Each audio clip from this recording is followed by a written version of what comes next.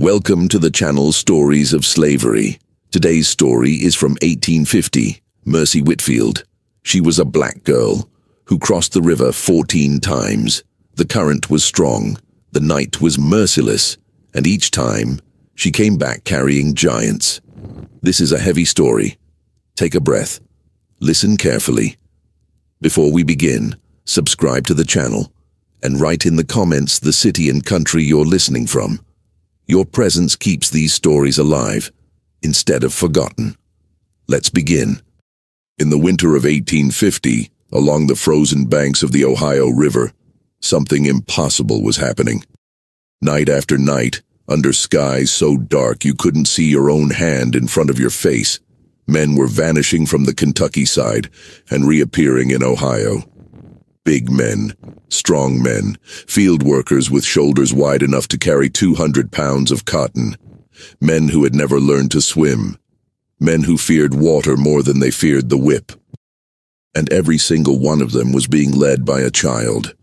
Her name was Mercy Whitfield. She was 11 years old. She weighed 63 pounds, and she would become one of the most effective conductors on the Underground Railroad that history never recorded. This is her story. The Ohio River in 1850 was not just a body of water. It was a border between two worlds.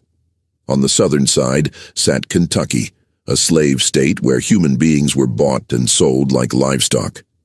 On the northern side sat Ohio, a free state where that same human being could walk down the street without chains.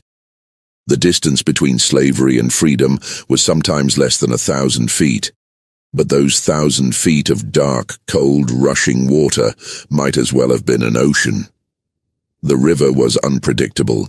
In some places it ran shallow enough to wade across. In others, the current could pull a grown man under in seconds. The bottom was littered with debris, fallen trees, sharp rocks, and the bones of those who had tried to cross and failed. Local fishermen knew its dangers. They respected it. Many of them refused to work its waters after sunset. But for enslaved people desperate for freedom, the Ohio River was the only path. And in 1850, that path became more dangerous than ever. On September 18th of that year, the United States Congress passed the Fugitive Slave Act. This law changed everything. Before 1850, if an enslaved person managed to reach a free state, they had a reasonable chance of starting a new life. The law was complicated. Enforcement was inconsistent. Many northern communities refused to cooperate with slave catchers. The Fugitive Slave Act destroyed all of that. Under this new law, federal commissioners were appointed in every county to handle cases of accused runaways. These commissioners received $10 for every person they returned to slavery, but only $5 if they set them free. The financial incentive was clear. The law also required ordinary citizens to assist in the capture of runaways. Anyone who refused could be fined $1,000 and imprisoned for 6 months. Anyone who helped a runaway could face even harsher penalties. Overnight, the entire North became hunting ground. Professional slave catchers flooded across the Ohio River. They set up camps along the banks. They paid informants in free black communities. They watched the roads, the bridges, the ferry crossings. They knew that desperate people would try desperate things, and they were ready.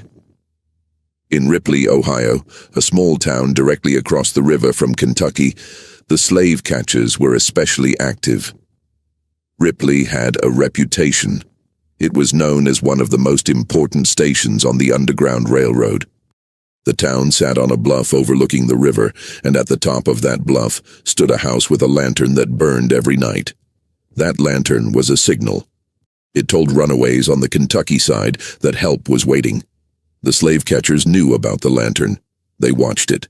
They counted the people who went up the hill. They waited. But they never watched the water itself, not the way they should have.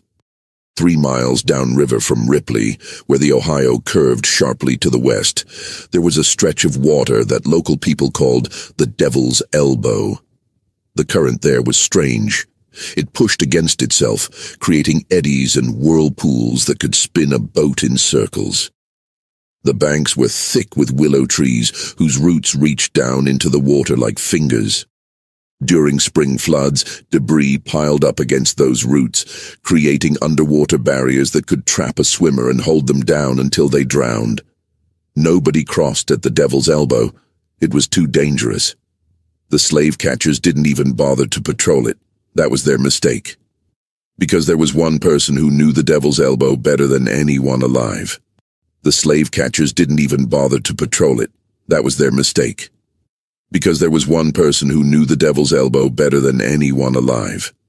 One person who had spent years studying its currents, memorizing its hidden paths, learning which rocks were stable and which would shift under your weight.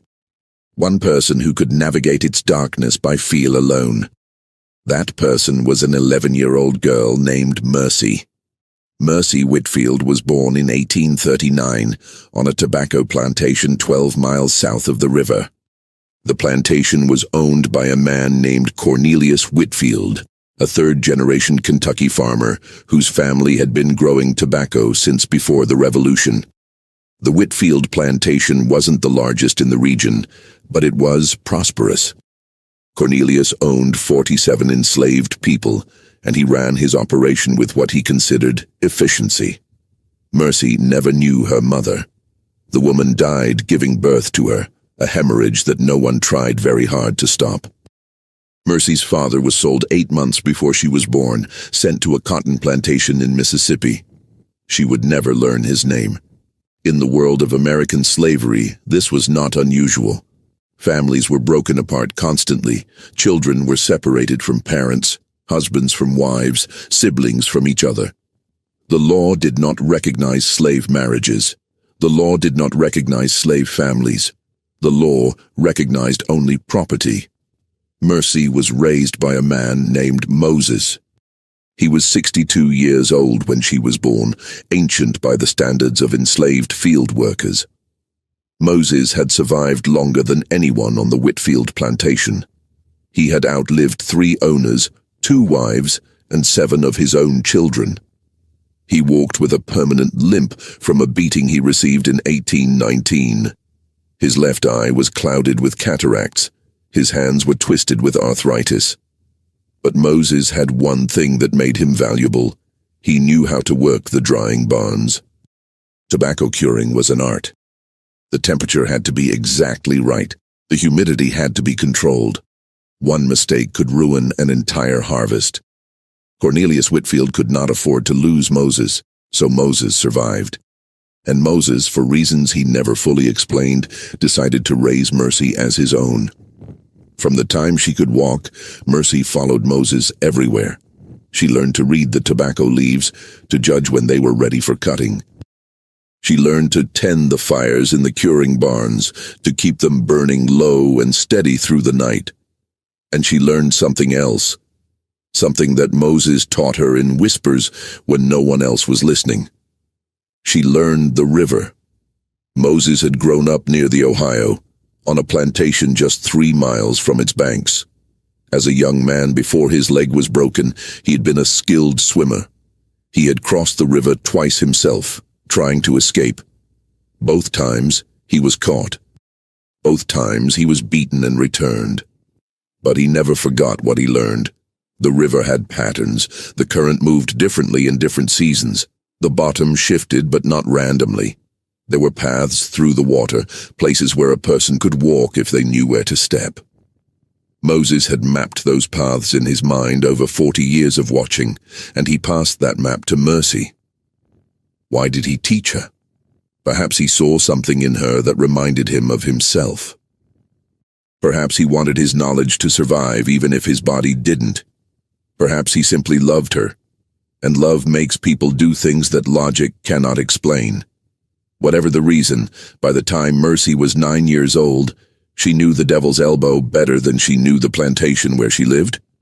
She would sneak away at night, moving through the tobacco fields like a shadow. She would reach the river and wade into its waters, feeling the current against her legs. She learned which rocks were safe. She learned where the bottom dropped away. She learned how to read the surface of the water, to see the ripples that meant danger and the smooth patches that meant safety. The cold didn't bother her. Her body was small, but it was tough. Years of work had hardened her in ways that most children never experience. She could hold her breath for nearly 2 minutes. She could float on her back for hours. She could move through water without making a sound. By the time she was 10, Mercy had crossed the river alone. She didn't run away. That wasn't the point. She crossed to prove she could do it. Then she crossed back. She stood on the Kentucky bank in the darkness, water dripping from her thin dress, and she smiled. She had found something that belonged only to her. The year 1850 changed everything. The Fugitive Slave Act arrived in September, and by October, the Whitfield plantation was buzzing with news. Cornelius Whitfield read the new law with satisfaction. He had lost 3 enslaved people to runaways over the past decade, and he had never recovered any of them. Now he believed the tide was turning. His son, Thomas Jr., was even more enthusiastic. Thomas was 19 years old, and he had grown up watching his father run the plantation. He was eager to prove himself. He was also cruel in ways that his father was not. Cornelius Whitfield used violence as a tool. He beat enslaved people when he believed it was necessary for discipline. He didn't enjoy it particularly. It was simply part of the business. Thomas was different. Thomas enjoyed it. He sought out reasons to punish people. He invented infractions. He lingered over the whippings, watching the skin split, listening to the screams. The enslaved people on the Whitfield plantation had learned to fear Thomas even more than they feared his father. In November of 1850, Thomas made an announcement. He had heard rumors that some of the enslaved people were planning to run. He didn't know who. He didn't have proof. But he intended to send a message. He chose Moses. The official reason was theft. Thomas claimed that Moses had stolen food from the main house. It was a lie. Everyone knew it was a lie. Moses hadn't left the curing barns in weeks, but the truth didn't matter. What mattered was the message. They tied Moses to a post in the yard where everyone could see. Thomas administered the beating himself. He used a whip with a braided leather tip, the kind that cut deep. He gave Moses 30 lashes. For a younger man, it would have been agony, but survivable. For a 62-year-old man with arthritis and a bad leg, it was nearly fatal. Moses survived, but barely. He spent 3 weeks in his cabin, too weak to move. Mercy cared for him, bringing water and food, cleaning his wounds with rags soaked in salt water. She sat beside him at night and listened to his breathing, terrified that each breath would be his last. During those 3 weeks, Cornelius Whitfield made a decision. Moses was no longer productive. The beating had broken something in him. He would never work the curing barns again, and a slave who couldn't work was a slave who needed to be sold. Cornelius found a buyer in Mississippi, a cotton planter named Richardson who was always looking for cheap labor. Richardson didn't care that Moses was old and broken. He would work Moses until he died, and then he would buy another one. That was how the cotton plantations operated. The sale was scheduled for December 15th. Mercy learned about it on December 8th. She overheard 2 of the house servants talking. Moses had 7 days. That night, Mercy made a decision that would define the rest of her life. She was going to save him. The plan was simple because it had to be. Mercy had no resources, no allies, no experience. She had only her knowledge of the river and her determination to use it. Moses couldn't walk well. He certainly couldn't run. He couldn't swim. He couldn't fight. He was, in every practical sense, helpless. But Mercy had spent 2 years studying the devil's elbow, and she knew something that no one else knew. At the sharpest point of the curve, where the current pushed hardest against the western bank, there was a sandbar. It sat about 3 feet below the surface, invisible unless you knew exactly where to look. and that sandbar created a path. The path was narrow. In some places, it was only 18 inches wide. A grown man would have to walk carefully, placing each foot exactly right. One wrong step and the current would sweep him away. But if he followed the path exactly, if he trusted the person guiding him, he could cross the river without swimming a single stroke. The water would never rise above his chest. Mercy had walked that path dozens of times. She knew every inch of it. She knew where the sandbar dipped and where it rose. She knew where the rocks jutted up and where the mud would try to suck your feet down. She could walk it blindfolded. The question was whether Moses could walk it at all. On the night of December 12th, 3 days before he was scheduled to be sold, Mercy put her plan into action. She waited until the plantation was asleep. The main house went dark around 10 o'clock. The overseer's cabin followed an hour later. By midnight, the only sounds were the wind in the tobacco fields and the distant barking of dogs. Mercy crept to Moses's cabin. She found him awake, sitting on the edge of his cot, staring at nothing. His back was still covered with scabs from the beating. His hands shook constantly now, a tremor that he couldn't control. She didn't explain what she was doing. There wasn't time for explanations. She simply took his hand and led him outside. They moved slowly. Moses couldn't walk fast even on his best days, and this was not his best day. Every step seemed to cost him something. His breathing was ragged. His limp was worse than ever. It took them 2 hours to cover the 3 miles to the river. When they reached the bank of the Devil's Elbow, Moses stopped. He looked at the water, black and rushing in the darkness, and Mercy saw something she had never seen in him before. Fear. Moses had crossed this river twice in his youth, and twice he had been caught and beaten. The river meant pain to him. The river meant failure. Looking at it now, old and broken, he couldn't imagine crossing it again. Mercy squeezed his hand. She didn't say anything. She didn't need to. She simply stepped into the water and pulled him with her. The cold hit them immediately. December water in the Ohio River hovers just above freezing. It steals heat from your body faster than air ever could. Most people, stepping into water this cold, would gasp, panic, lose control. Mercy had trained herself not to react. She kept her breathing steady. She kept moving. Moses stumbled behind her, his bad legs struggling to find purchase on the riverbed. The current pushed against him, trying to knock him over. He was bigger than Mercy, heavier, and the water affected him more strongly. Mercy positioned herself upstream, using her body to break the current. It wasn't much, 63 pounds against the force of a river, but it helped. It gave Moses a slightly easier path. They reached the sandbar. Here, the water dropped from chest height to waist height. Moses could stand more easily. But the path was narrow, and the darkness was absolute. He couldn't see where to step. Mercy guided him with her hands. She placed his feet on the sandbar, one at a time, showing him where the solid ground was.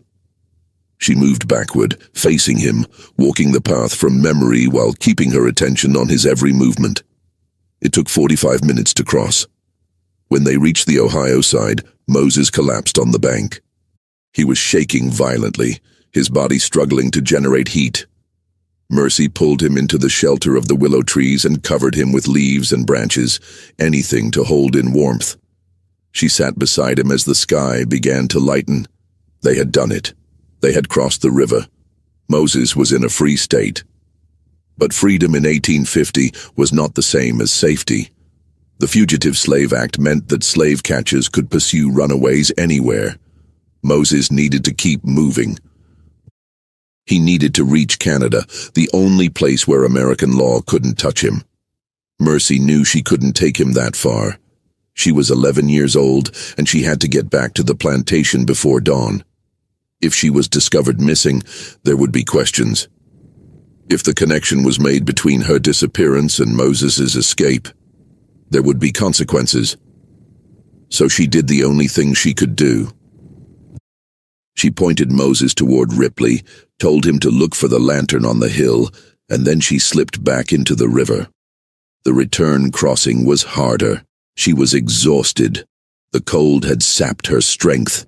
The current seemed stronger going back than it had going out. But she made it. She crawled out of the water on the Kentucky side just as the first light touched the horizon. She was shaking so badly she could barely walk. Her fingers had turned white. Her lips were blue.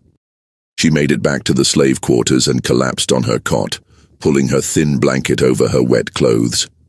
When the overseer came through at dawn to wake the workers, Mercy was lying in her bed, apparently asleep. No one suspected anything. 3 days later, when Cornelius Whitfield discovered that Moses was gone, he was furious. He sent riders out in every direction. He hired slave catchers. He offered a reward of $200, a significant sum in 1850. They never found Moses. Months later, Mercy heard through the whispered network of enslaved communication that Moses had made it to Canada. He was living in a small town called St. Catharines, working as a carpenter's assistant. He was free. Mercy had done the impossible. She had guided a broken old man across one of the most dangerous rivers in America, in the middle of winter, in total darkness. And she realized she could do it again. Word spread quietly through the Whitfield plantation and beyond. There was a way across the river. There was a path that the slave catchers didn't know about. There was someone who could guide you. Nobody knew that the guide was an 11-year-old girl. The people who came to her saw only a child. They didn't expect anything. That was part of what made it work. The second crossing came in January. His name was Samuel. He was 28 years old, 6 feet 4 inches tall, and he weighed 240 pounds. He worked in the tobacco fields alongside 30 other men, and he had hands large enough to wrap entirely around a fence post. Samuel had tried to escape twice before. Both times he had tried to cross the river by swimming. Both times the current had overwhelmed him. He nearly drowned the second time, pulled from the water by slave catchers who beat him unconscious and returned him to his owner. Samuel was terrified of water. The very sight of the river made him shake, but he was more terrified of spending the rest of his life in chains. When he heard about the path at the Devil's Elbow, he sought out the person who knew it. He found Mercy. At first he didn't believe it. He looked at this small girl, this child, and he couldn't imagine that she held his freedom in her hands. But Mercy spoke with a certainty that made him listen. She described the path in detail. She explained how the current moved, where the sandbar lay, how deep the water would be at each point. She spoke like someone who had done this before, because she had. They crossed on a night with no moon. The darkness was so complete that Samuel couldn't see Mercy standing right in front of him. He could only feel her hand holding his, pulling him forward. He was shaking before they even reached the water. When his feet touched the cold current, he almost turned back. Everything in his body screamed at him to run away from the river, not into it. But Mercy held his hand, and she didn't let go. Step by step, she guided him across. When the water reached his chest, she felt his grip tighten in panic. She squeezed back, steady and calm. She kept moving. She didn't hesitate. Samuel was bigger than Moses, heavier, harder to guide. The current pushed against him like a living thing. Twice he stumbled. Twice Mercy caught him, her small hands gripping his arm with surprising strength. It took over an hour to cross. When Samuel reached the other side, he fell to his knees and wept. He was a giant of a man, and he had been guided to freedom by a child who barely reached his waist. He tried to thank her, but Mercy was already slipping back into the water. She had to return before dawn. There was no time for gratitude. Samuel made it to Canada 6 weeks later. He settled in Toronto, found work in a lumber yard, and eventually married a woman from Jamaica who had escaped slavery in the Caribbean. They had 4 children. He never forgot the girl who saved him. The third crossing happened in February, the fourth in March. By April, Mercy had guided 6 men across the Devil's Elbow. Each crossing was different. Each man had his own fears, his own weaknesses, his own reasons for running. Some were young and strong. Some were old and broken. Some were running toward something. Family members in the north, promises of work, dreams of freedom. Others were running away, escaping brutal masters, avoiding sail to the deep south, fleeing punishment for crimes they didn't commit. Mercy treated them all the same. She held their hands. She guided their feet. She led them through the darkness to the other side. And she never got caught. Part of her success was the location. The Devil's Elbow was genuinely dangerous, and the slave catchers genuinely avoided it. They focused their attention on the easier crossings, the places where the river was wider but calmer. They never imagined that anyone would deliberately choose the most treacherous stretch of water on the entire border. Part of her success was her size. Mercy was a child. She was invisible in ways that adults were not. She could move through the night without attracting attention. She could slip away from the plantation and return without anyone noticing. The overseers saw her as harmless. The other enslaved people saw her as just another child. Nobody saw her as a threat. And part of her success was her skill. Mercy had spent years learning the river. She knew it in ways that no one else did. She could feel changes in the current through her feet. She could hear the difference between safe water and dangerous water. She could navigate in total darkness, using only her memory and her instincts. She was, in her own quiet way, a genius.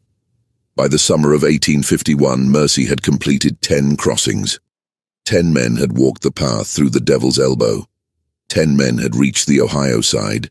10 men had found their way to freedom. The Whitfield plantation was in chaos. Cornelius Whitfield couldn't understand what was happening. He had lost 8 enslaved people in a single year, an unprecedented number. The losses were devastating financially. More than that, they were devastating to his sense of control. He hired more overseers. He increased patrols. He built a new fence around the slave quarters. He threatened collective punishment if anyone else escaped. Nothing worked. The escapes continued. Thomas Whitfield Jr. had his own theory. He believed that someone on the plantation was helping the runaways. Someone who knew the roads, the schedules, the patrol patterns, someone on the inside. He began watching. He interrogated enslaved people one by one, looking for inconsistencies in their stories. He punished anyone who seemed suspicious. He created an atmosphere of terror, and still he never suspected Mercy. Why would he? She was a child. She was small. She was quiet. She did her work without complaint. She never talked back. She never drew attention to herself. She was invisible. The 11th crossing happened in August of 1851. His name was Gabriel, and he was different from the others. Gabriel was a preacher. He had taught himself to read using a stolen Bible, and he held secret services in the woods behind the plantation where he lived. He preached about Moses leading the Israelites out of Egypt. He preached about the promised land. He preached about freedom. His master discovered the services and decided to make an example of him. Gabriel was scheduled to be publicly whipped, 50 lashes, enough to kill a weaker man. The night before the punishment, he ran. He found his way to the Devil's Elbow through a network of whispers and rumors. When he met Mercy, he fell to his knees and prayed. He prayed for her. He prayed for her strength, her courage, her wisdom. He prayed that God would protect her, guide her, keep her safe. Mercy stood there, uncomfortable, not sure how to respond. She wasn't religious. She had seen too much suffering to believe in a God who cared about enslaved people, but Gabriel's faith was genuine, and she could not dismiss it. They crossed that night. The water was warmer in August, but the current was stronger. Summer storms had swelled the river, changing its patterns. The sandbar had shifted slightly, and Mercy had to adjust her path. Gabriel followed her with absolute trust. He believed that God had sent this child to save him, and he was not about to question God's methods. When they reached the other side, Gabriel blessed her. He placed his hands on her head and spoke words that Mercy didn't fully understand, words about grace and mercy and divine purpose. Then he disappeared into the darkness, heading north toward the lantern on the hill. Gabriel made it to Canada. He continued preaching, establishing a small church in a town called Dresden.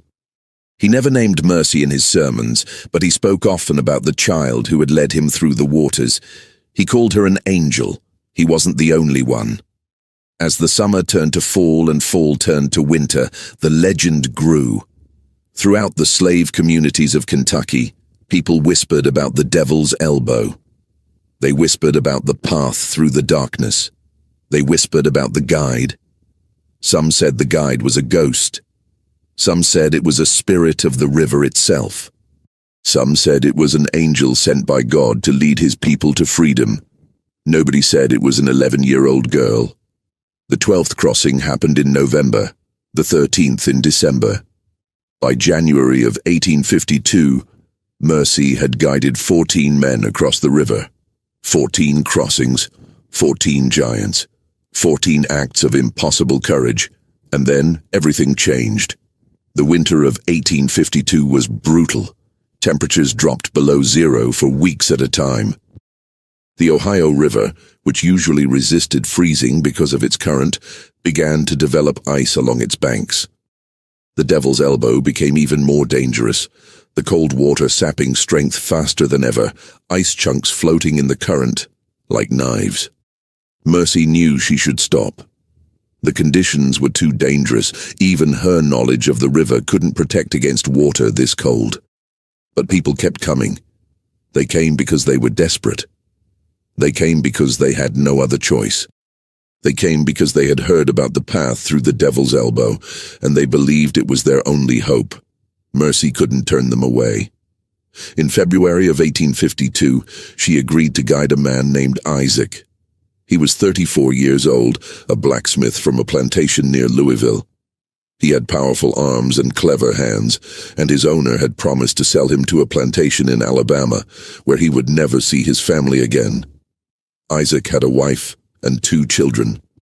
They were still enslaved on a different plantation, but he had hopes of earning enough money in the north to buy their freedom.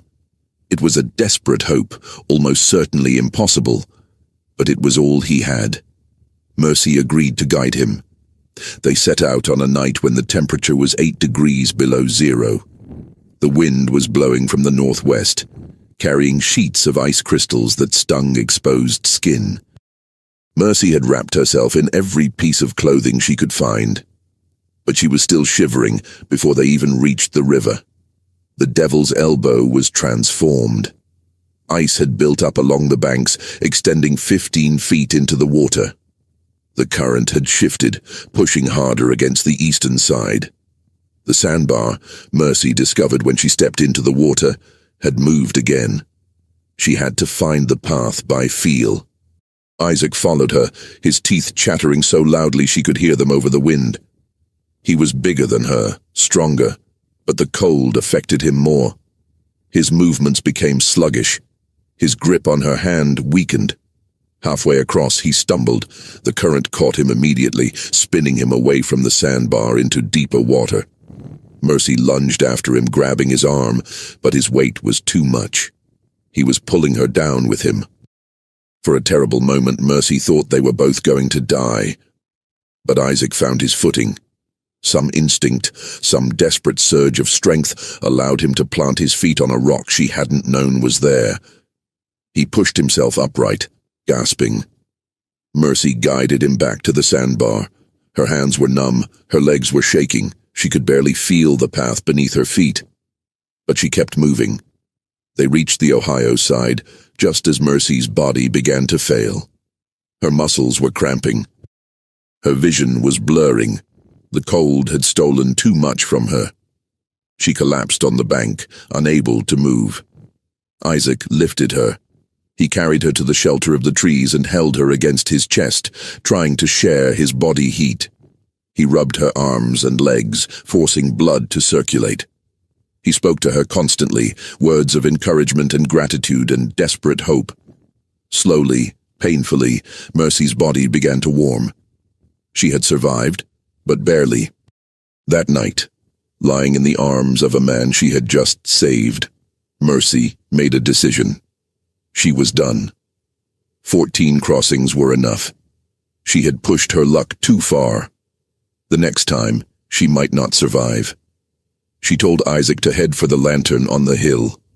She watched him disappear into the darkness. Then she slipped back into the river for what she believed would be the last time.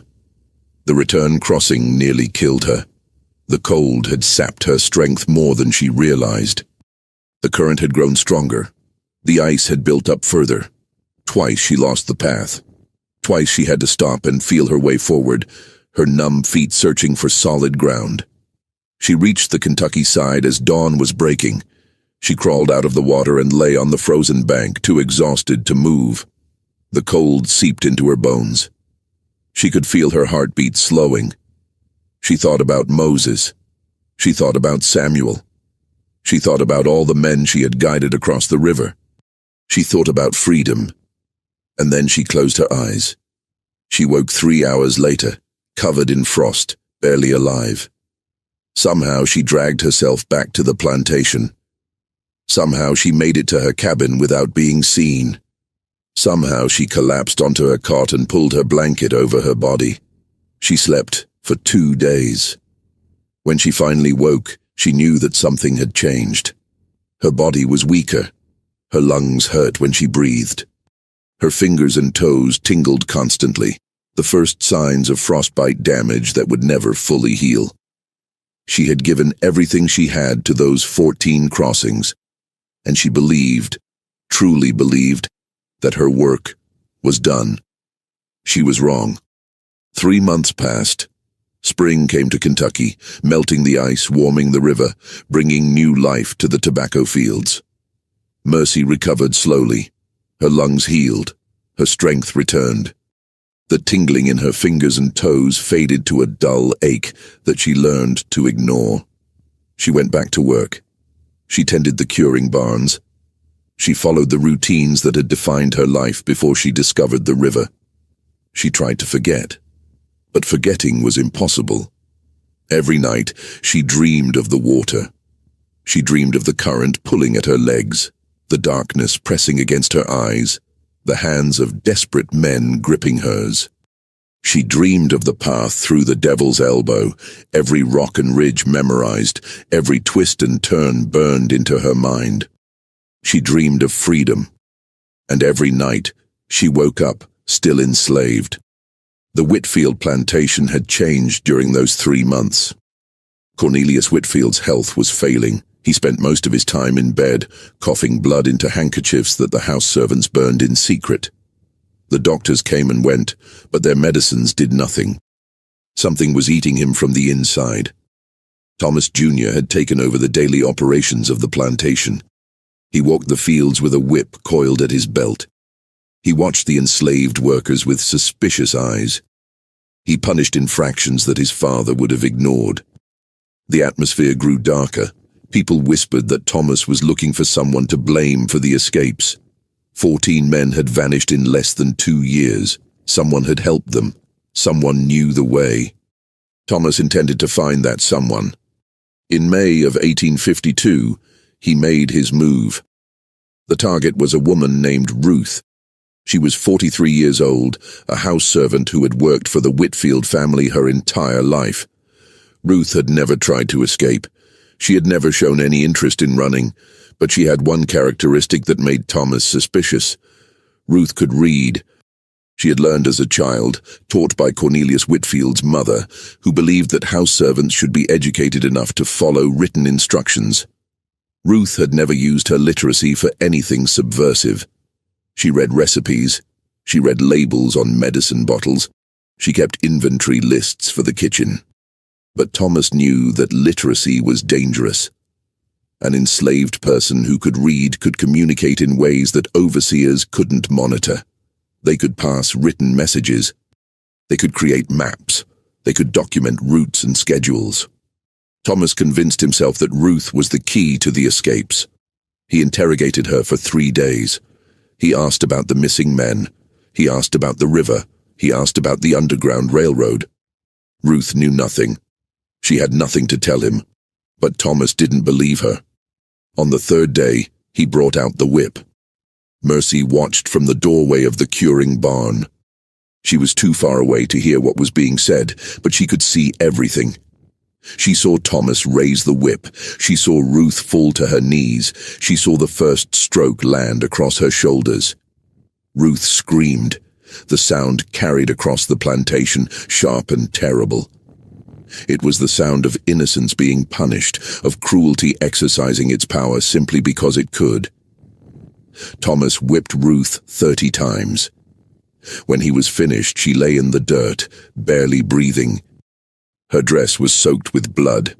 Her back was a ruin of torn flesh. Thomas stood over her, coiling his whip, and announced to everyone watching that this was what happened to people who helped runaways. He didn't care if Ruth was innocent. He wanted to send a message. The message was received. That night, Mercy lay in her cabin and stared at the ceiling. Her hands were shaking. Her jaw was clenched so tight her teeth ached. Ruth had done nothing. Ruth had helped no one. Ruth had been beaten nearly to death for crimes that Mercy had committed. The guilt was overwhelming. But beneath the guilt, something else was growing. Something harder. Something colder. Something that felt like fire and ice at the same time. Mercy had spent 2 years helping people escape. She had risked her life 14 times. She had guided giants through the darkness, asking nothing in return. And now an innocent woman was lying in a cabin, bleeding because of her. Thomas Whitfield Jr. had done this. Thomas, with his whip and his cruelty and his endless suspicion. Thomas, who enjoyed causing pain. Thomas, who had beaten Moses. Thomas, who had beaten Ruth. For the first time in her life, Mercy understood hatred. Not anger, not fear, not resentment. Hatred. The kind that burns clean and cold. The kind that doesn't fade with time. The kind that waits. Mercy waited. The summer of 1852 was hot and dry. The tobacco crop struggled. Cornelius Whitfield grew weaker. Thomas grew more powerful. In July, Cornelius died. The funeral was a grand affair by Kentucky standards. Neighbors came from miles around. A minister spoke about Cornelius's faith, his family, his contributions to the community. No one mentioned the 47 human beings he had owned. No one mentioned the families he had destroyed, the lives he had stolen, the suffering he had caused. They buried him in the family cemetery, beneath an oak tree that had stood for 100 years. Thomas inherited everything. The change was immediate. Thomas had always been cruel, but he had been constrained by his father's presence. Cornelius was a businessman. He understood that excessive brutality was counterproductive. Dead slaves couldn't work. Crippled slaves worked slowly. Fear was useful, but only in moderation. Thomas had no such understanding. In the weeks following his father's death, Thomas increased punishments dramatically. He whipped people for talking too slowly. He whipped people for looking at him wrong. He whipped people for no reason at all, simply because he felt like it. 3 enslaved people died that summer, 2 from beatings, 1 from an infection that Thomas refused to have treated. The plantation became a place of terror. And Mercy watched. She watched. And she waited. And she planned.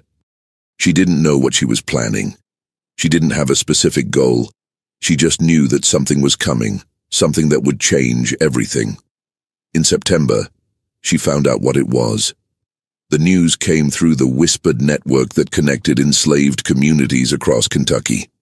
Thomas Whitfield Jr. had made a terrible mistake. He had cheated a man named Harrison Cole. Harrison Cole was a slave catcher. He was one of the most successful in the region, with a reputation for ruthlessness that even other slave catchers found disturbing. He had worked for the Whitfield family several times, tracking down runaways, collecting bounties. Thomas had hired Cole to capture a runaway from a neighboring plantation. Cole had succeeded, returning the man in chains. But when it came time to pay, Thomas had refused. He claimed the bounty was too high. He claimed Cole had taken too long. He offered half the agreed amount. Cole did not accept. Words were exchanged. Threats were made. Thomas ordered Cole off his property. Cole left, but he made a promise. He told Thomas that one day their positions would be reversed. One day, Thomas would be the one in chains. At the time, everyone assumed it was an empty threat. Thomas was a white man, a plantation owner, protected by law and custom and the entire structure of Southern society. Harrison Cole could do nothing to him. Everyone was wrong. In October of 1852, something remarkable happened. A court in Cincinnati ruled that Thomas Whitfield Jr. was not entirely white. The case had been brought by Harrison Cole. He had done research, he had dug into the Whitfield family history, and he had discovered something that the Whitfields had hidden for 3 generations. Thomas's great-grandmother had been a slave. Her name was Delilah. She had been owned by Thomas's great-great-grandfather, a man named William Whitfield, who had come to Kentucky in 1792. William had taken Delilah as a concubine. She had borne him a son. That son, raised as white, had eventually inherited the plantation. He had married a white woman. His children had been considered white. His grandchildren had never known the truth. But the truth was there, in documents that Harrison Cole had found. Birth records. Property records. A bill of sale for Delilah dated 1789. Under the laws of Kentucky in 1852, anyone with African ancestry could be enslaved. The amount didn't matter. 1 drop of black blood made you black. 1 enslaved ancestor made you eligible for slavery. Thomas Whitfield Jr., the master of the Whitfield plantation, the owner of 43 human beings, was legally black. The court case was complicated.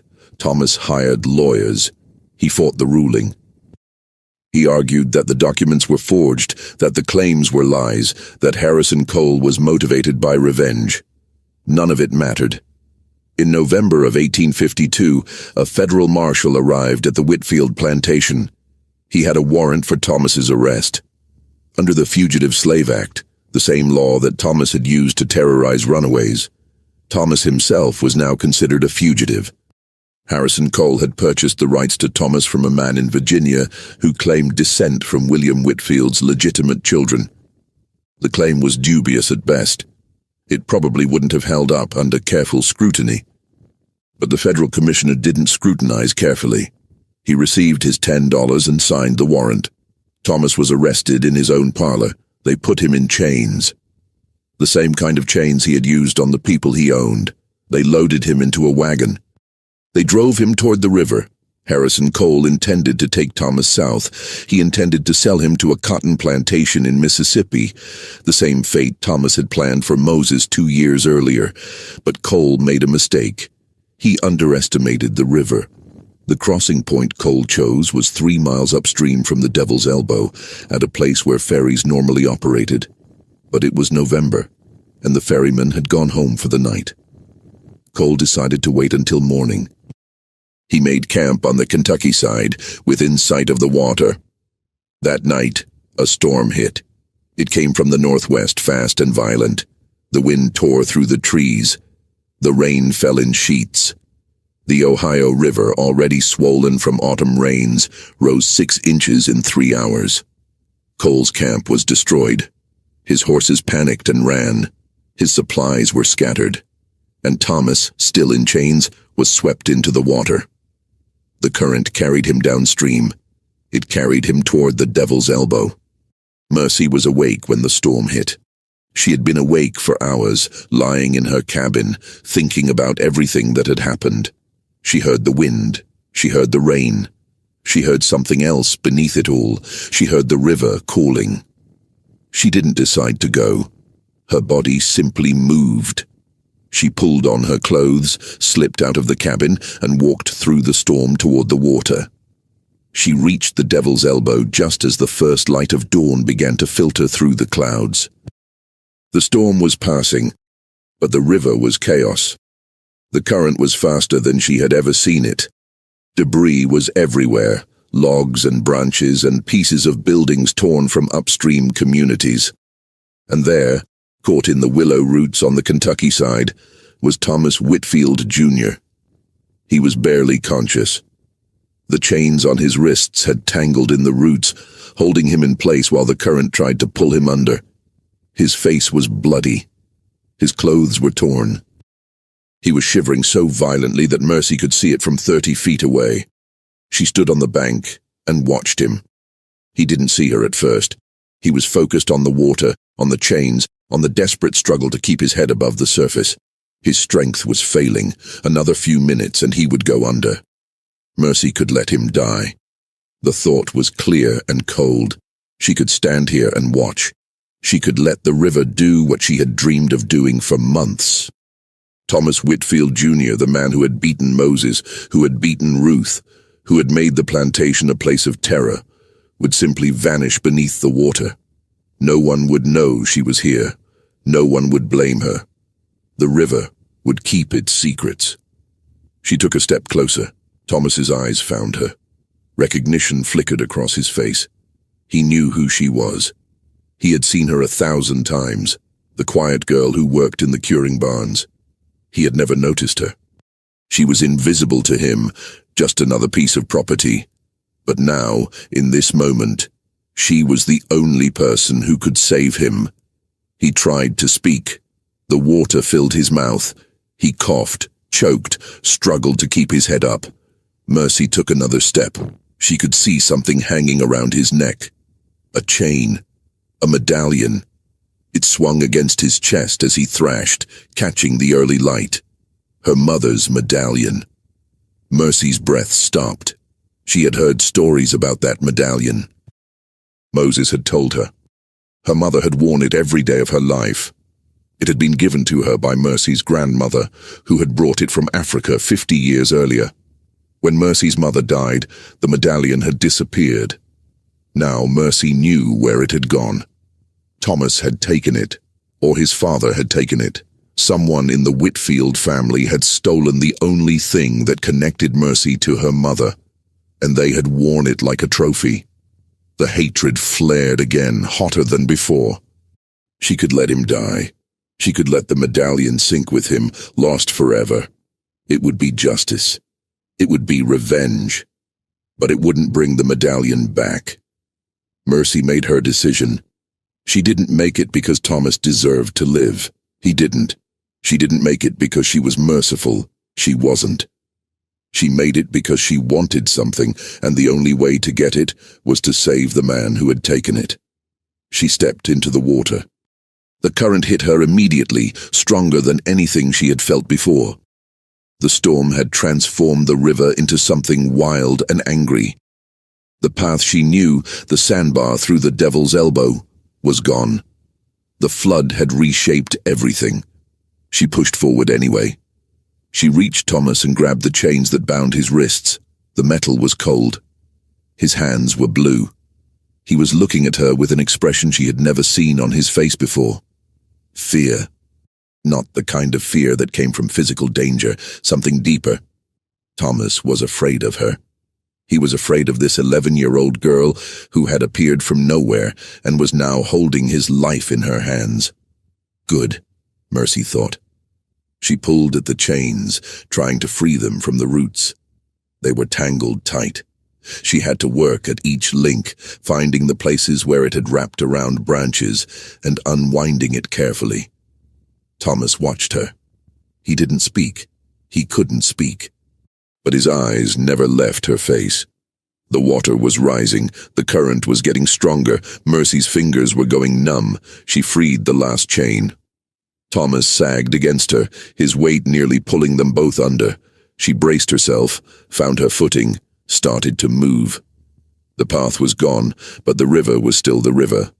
Mercy could feel its patterns even in the chaos. She could sense where the current was strongest and where it eased. She could find the places where the bottom was solid. She started to cross. It was nothing like her previous crossings. There was no sandbar to follow. There was no memorized path. There was only the water and her instincts and the weight of a man who had spent his life causing pain. Thomas tried to help.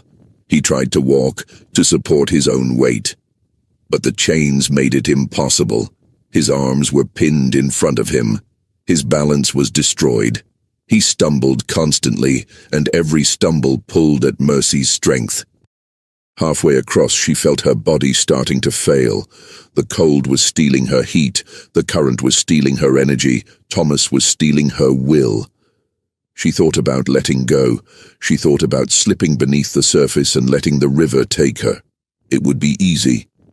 It would be peaceful. But she thought about the medallion. She thought about her mother, a woman she had never known, who had died giving her life. She thought about Moses, who had raised her, who had taught her the river. She thought about all the men she had guided to freedom, giants who had trembled in the darkness until she took their hands. She was not going to die here. She was not going to let Thomas take anything else from her. She kept moving. The Ohio side appeared through the rain like a dream. Mercy had stopped believing it was real. She had started to think the crossing would never end, that she would be walking through this terrible water forever. But there it was. Solid ground. Freedom. She dragged Thomas onto the bank. She collapsed beside him, her chest heaving, her body shaking. The rain was still falling, but softer now. The storm was passing. Thomas lay on his back, staring at the sky. His breathing was ragged, his skin was grey. He looked like a man who had already died and simply hadn't noticed yet. Mercy sat up. She reached for the chain around his neck. She found the medallion and pulled it over his head. He didn't resist. He was too weak to resist anything. She held the medallion in her palm. It was silver, tarnished with age, engraved with symbols she didn't recognize. Symbols from Africa. Symbols from a world that had been stolen from her family generations ago. She had it back. Thomas's eyes found her again. He was trying to speak. His lips were moving, forming words she couldn't hear. She leaned closer. "Please," he whispered. Mercy looked at him. She looked at this man who had caused so much suffering. She looked at his chains, his wounds, his terror. She looked at everything he had become, and she felt nothing. Not hatred, not anger, not even satisfaction. The emotions had burned out of her during the crossing. All that remained was a cold clarity. "You're free now," she said. The words were strange in her mouth. She had said them before to the men she guided across the river, but she had never said them to someone like Thomas. He stared at her, uncomprehending. She explained that he was in Ohio. She explained that under Ohio law he was a free man. She explained that the chains on his wrist didn't matter because no one in this state would recognize Harrison Cole's claim. She explained that she had saved his life. And then she explained what that meant. "You owe me everything," she said. "Your breath, your heartbeat, the blood in your veins. I gave you all of it. You will live the rest of your life knowing that a slave girl pulled you from the river. You will wake up every morning and remember that you exist because I chose to let you exist." Thomas was crying. The tears cut tracks through the dirt on his face. He was shaking, and not just from the cold. "That's your punishment," Mercy said. "Not death, not pain, knowing, every day, forever." She stood up. Her legs were weak, but they held her. She looked down at Thomas one more time. "Go north," she said. "Go to Canada. Start over. Try to become someone worth saving." And then she turned and walked back toward the river. Thomas called after her. He called her name. He begged her to wait. She didn't look back. The return crossing was easier than it should have been. The storm had passed completely now, and the river was calming. The current was still strong, but manageable. Mercy found her way back to the Kentucky side without incident. She reached the plantation just as the sun was rising. The compound was in chaos. News of Thomas's arrest had spread. The enslaved people didn't know what would happen next. The overseers didn't know who was in charge.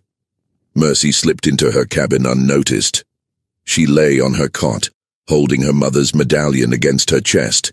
She was exhausted. She was cold. She was alive. And for the first time in months, she smiled. The story didn't end there. Stories never end as cleanly as we want them to. Thomas Whitfield Jr. survived. He made his way north as Mercy had told him to. He reached Canada in the spring of 1853. He settled in a small town near Toronto, working as a laborer on farms that needed extra hands. He never owned another human being. Harrison Cole pursued him for months, but the chase eventually grew too expensive. Cole gave up and returned to Kentucky, where he continued his work as a slave catcher until the Civil War made that profession obsolete. The Whitfield plantation fell into confusion after Thomas's disappearance. Without an heir, the property was claimed by distant relatives who had no interest in running it. They sold the enslaved people to various buyers across the South. They sold the land to a neighbor. Mercy was sold to a plantation in Tennessee.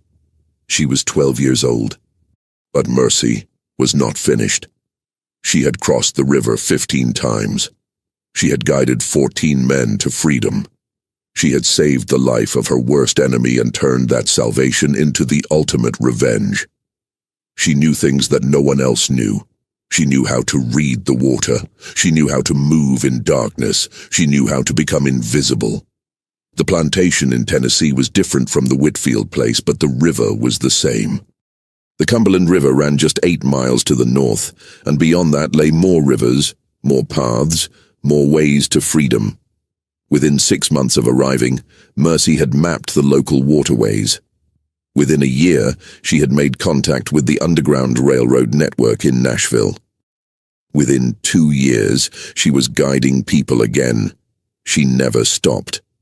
From 1853 to 1865, Mercy Whitfield guided an estimated 67 people to freedom. The exact number is uncertain because Mercy didn't keep records. She didn't want evidence that could be used against her. But the people she saved remembered.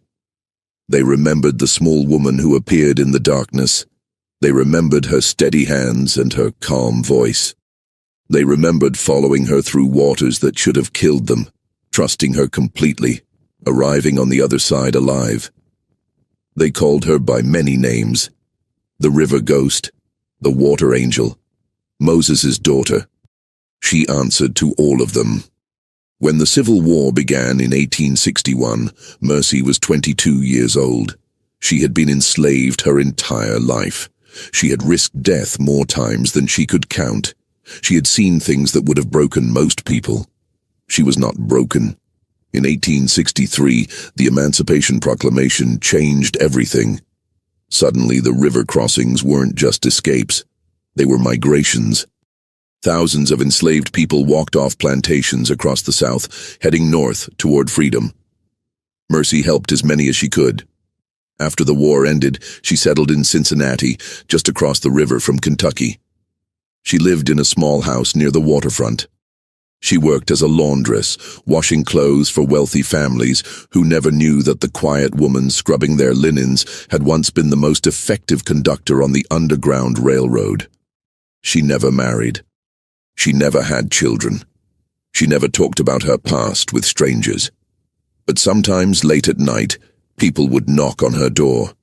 They would be the children and grandchildren of men she had saved. They would come with questions, with gratitude, with stories they wanted to share. Mercy would listen. She would nod.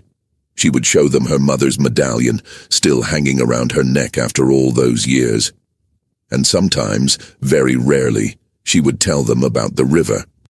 She would tell them about the devil's elbow and the sandbar that no one else could find. She would tell them about the cold and the darkness and the current that tried to pull you under. She would tell them about the giants who trembled with fear until a small girl took their hands. She would tell them about the 15 crossings, 14 times for freedom, 1 time for revenge. Mercy Whitfield died in 1903 at the age of 64. She was buried in the United American Cemetery in Cincinnati in a section reserved for African Americans. Her gravestone says simply her name and her dates. It doesn't mention the river.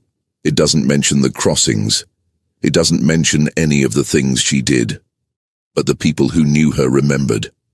They remembered her hands, scarred from frostbite, steady as stone. They remembered her eyes, dark and deep, seeing things that others couldn't see.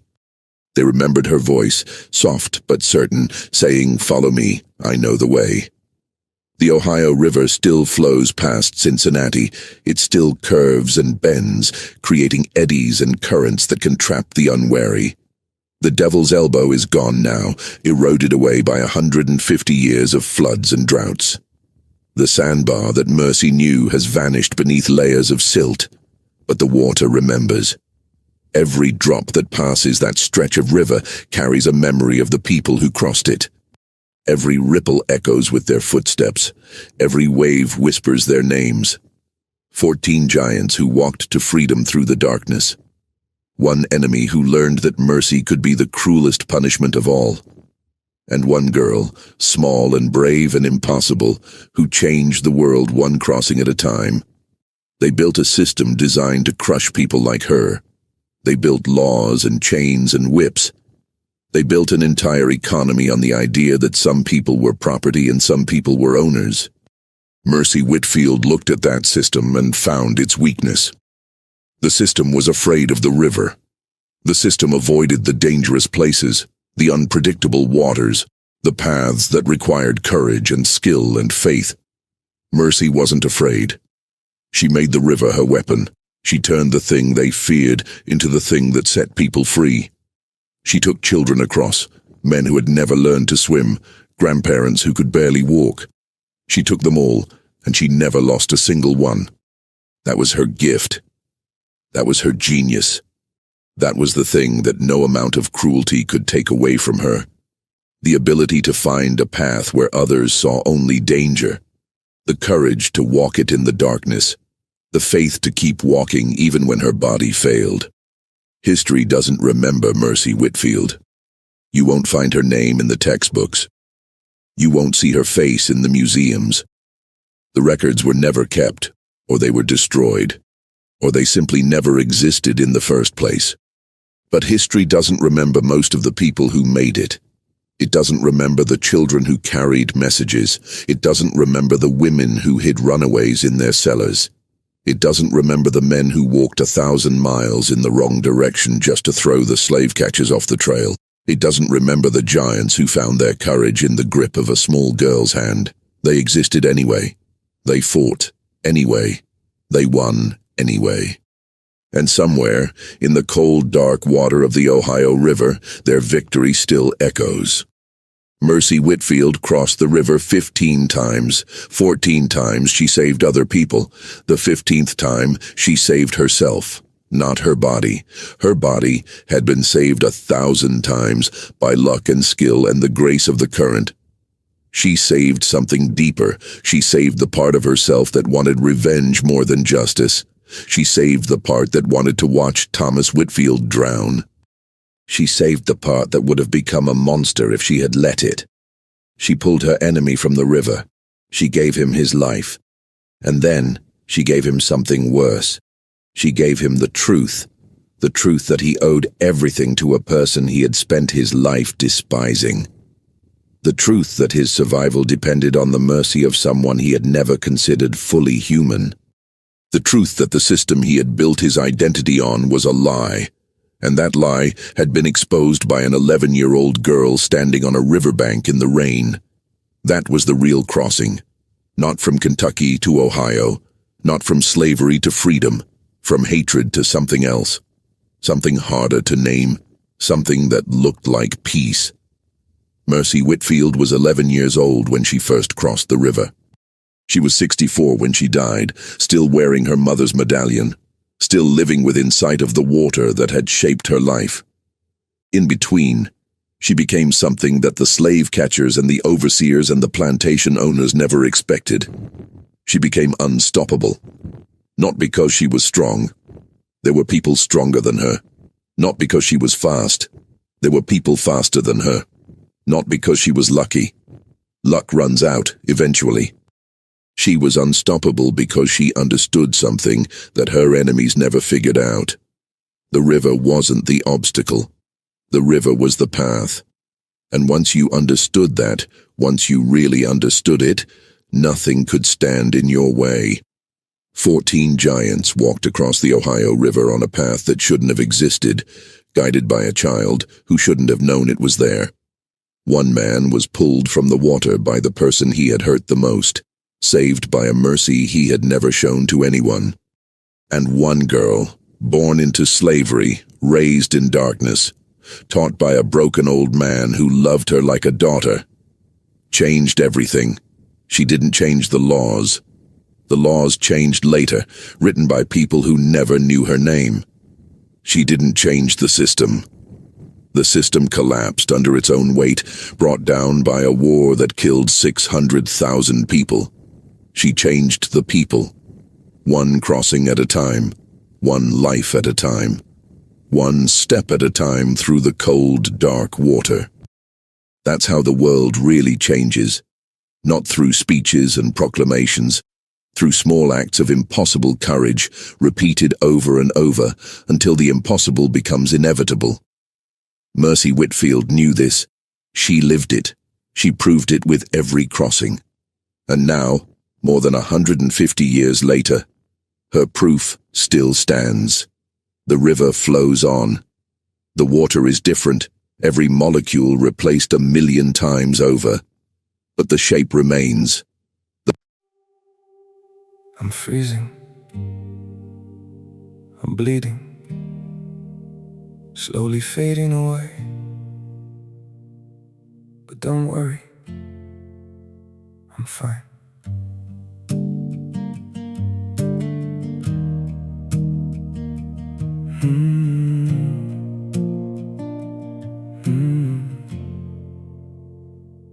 The cold has settled in my heartbeat, like winter living in my veins. Every breath feels numb and fragile. Every smile just hides the pain. I'm breaking quietly in silence, falling slow without a sound. Yet I keep saying I'm okay, while my world burns to the ground. I'm frozen here, I'm bleeding slowly, dying piece by piece inside. But I still whisper, it's alright, just to keep you from goodbye. I'm shattered, love, but don't you worry, I'll pretend till my last breath. Even while my soul is fading, I'll say everything's okay. Maybe pain just learned to live here. Maybe sorrow feels like home. So I wear my wounds like armor and survive them all alone. I'm frozen here, I'm bleeding slowly, dying piece by piece inside. But I still whisper, it's alright, just to keep you from goodbye. I'm shattered, love, but don't you worry, I'll pretend till my last breath. Even while my soul is fading, I'll say everything's okay. If you ever see me smiling, no, it's just my last defense. 'Cause sometimes love means hiding how much you're suffering. No, I'm frozen here, I'm bleeding slowly, dying piece by piece inside. But I still whisper, it's alright, just to keep you from goodbye. I'm shattered, love, but don't you worry, I'll pretend till my last breath. Even while my soul is fading, I'll say everything's okay. It's okay.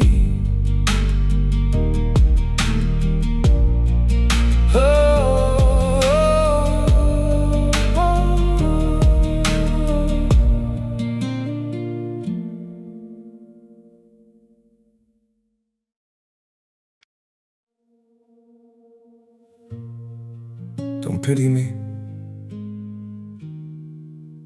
My heart doesn't need your mercy. I can still stand on my own.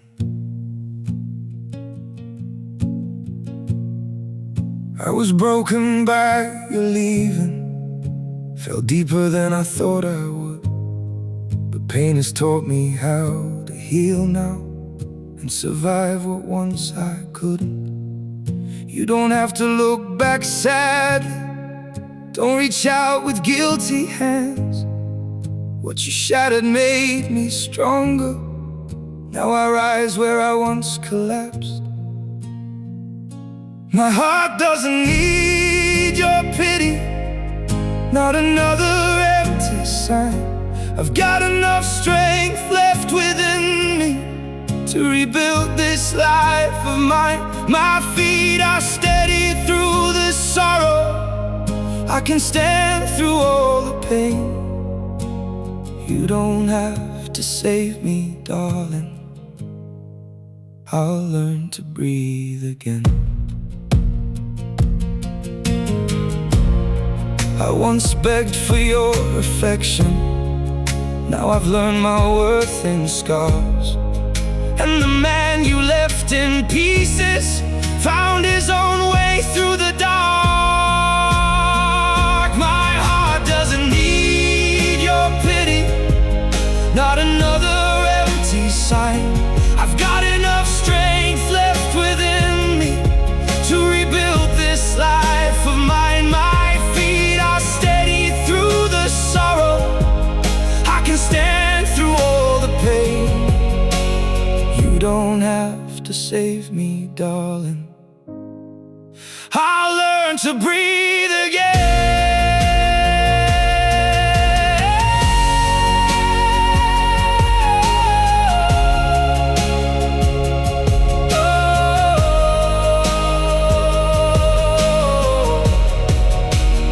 So keep your sympathy behind you, I don't need what's left undone. Sometimes losing who once broke you is how healing has begun. My heart doesn't need your pity, not another empty sign. I've got enough strength left within me to rebuild this life of mine. My feet are steady through the sorrow, I can stand through all the pain.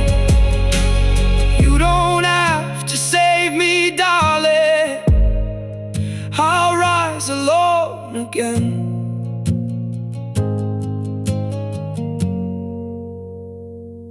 I'll rise alone